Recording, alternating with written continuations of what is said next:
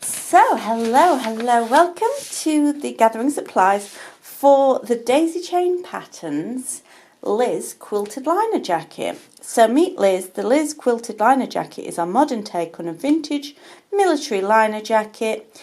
Its streamlined design features overlapping lapels and oversized pockets, while the subtle high-low hem gives you that slouchy vintage feel. Cozy jacket is sure to become a favourite in your cold weather wardrobe. This is a little bit of a different project for us in the Love and Stitches Club. It kind of veers into, well, it does, quilting. I will be completely honest with you, this is a new area for me too. So I am learning alongside you. So we're not doing patchworks and we're not piecing bits together, although if you wanted to do that, you could definitely do that.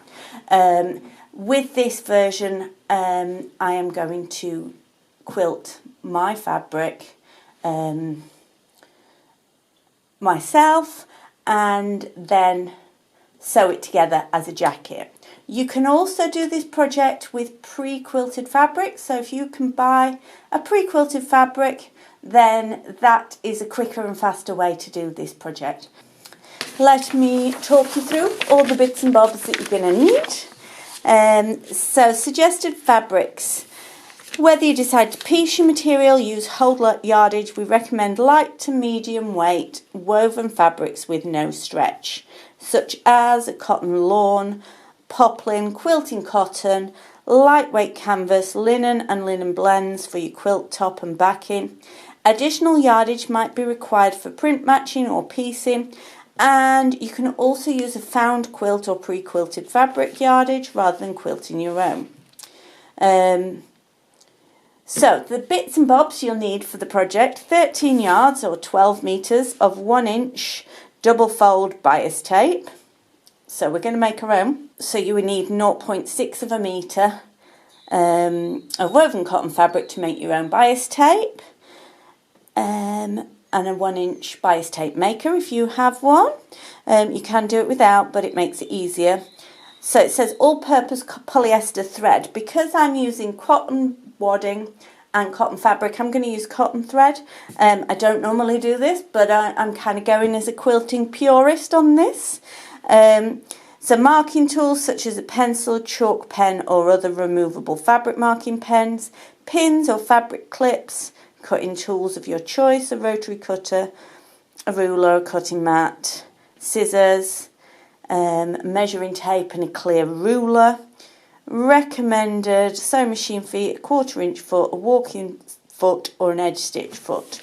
And they recommend sewing machine needles, Microtex 70, 80 or 90. Hand sewing needles, tracing paper if you're going to trace off your pattern, pre-quilted muslin or other material for making a test garment. I'm not doing that. I'm just going straight into it. So if you're quilting your own fabric, you will also need a batting of your choice. We recommend 100% cotton batting with a low loft. So batting is wadding. So this is my 100% cotton wadding. This with a low loft. So a low loft means it's not very thick, it's not very deep. This is from Oh So Sweet, and if you contact Oh So Sweet directly, they will give you the discount price of £11 per metre on this. You just need to say you're part of the Love and Stitches Club and they will give you that discount. So you need to contact them and they'll invoice you for it rather than ordering it through their website. This is beautiful and soft wadding. It's really nice. It is 90 inches wide, so you only need half the amount of your fabric to get that out. So just be aware of that. You don't need the massive amount. Basting supplies. And this is where it kind of comes into all the bits and bobs that I don't have or haven't used. I have bought some of this 505 temporary adhesive. This is your basting spray. You would spray, so you make a sandwich of your fabric. So you'll have your lining fabric, your batting, your wadding, and then your top fabric, and you will use the temporary spray to spray on your fabric and join them together. I have also got some of these curved safety pins from Hemline. They're specifically designed for quilting. I have also got some quilting pins from Clover. These are nice. They are 48mm long, so they're really nice long pins with glass heads so that they can be ironed as well. Being a purist, I have got, I'm not a purist at all, but I've bought cotton thread, just the Gutterman cotton, and let me show you my fabrics. So, fabrics I have bought are Indian block print cottons. I think I'm going to do this pink as my outside layer, and I'm going to use the motifs on the fabric, these kind of heart shapes and leaves, to create some sort of free motion quilting. Again, I've never done free motion quilting. If you want to make this easy for yourself, if you don't fancy the challenge, you can just do straight rows of quilting and just do like straight lines, either in a diamond or in a square manner. There are tons of options for you to do.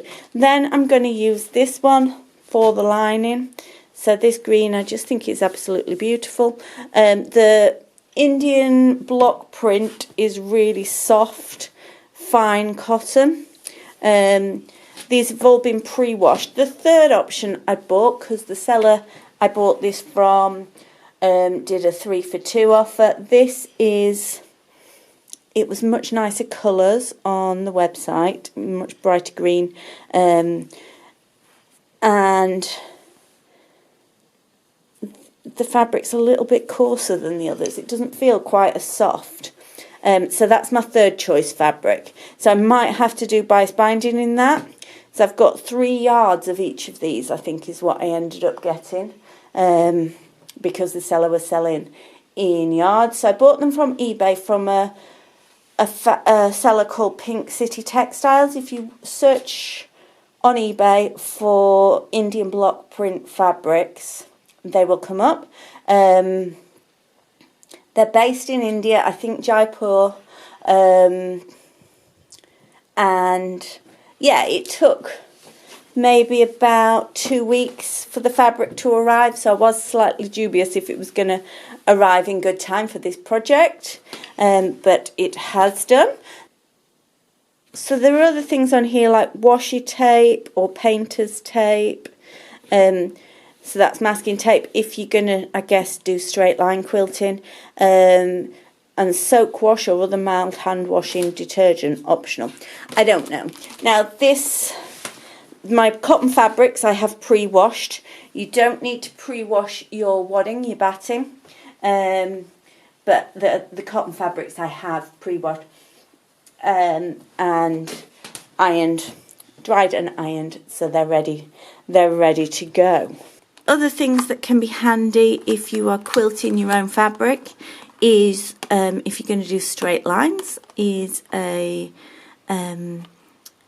walking foot, an even feed foot, and I will demonstrate using this as well.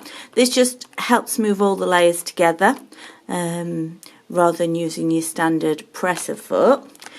The other foot, if you're going to do free motion, is a free motion foot, also known as a darning foot or an embroidery foot. That is this here. They can come with metal on the bottom, or it can be open-toed as well. This one's closed, but that's what you're looking for. This little bar sits over the needle and creates the presser foot goes up and down with that.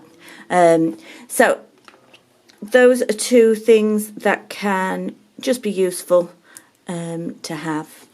I have quilted less than half of my pieces, and I've already used 2 of these 250 metre cotton Gutterman reels. So I've ordered some more from Jaycott's. They should be here tomorrow. So I've ordered 3 more, but I have used 2 of these for less than half of my quilting. Obviously I am doing quite a lot of quilting, quite heavy free motion quilting, but just something to be aware of if you are quilting your own fabric. You might need more thread than you think. So gather your supplies, ready to start this at the beginning of the month. Like I said, it is a different one for us in the Love and Stitches Club. I'm interested to see the results and to have you learn along with me. I will kind of cover the basics as well as what I'm doing, and just keep an eye out in the Love and Stitches Club Facebook group for your discount codes as well.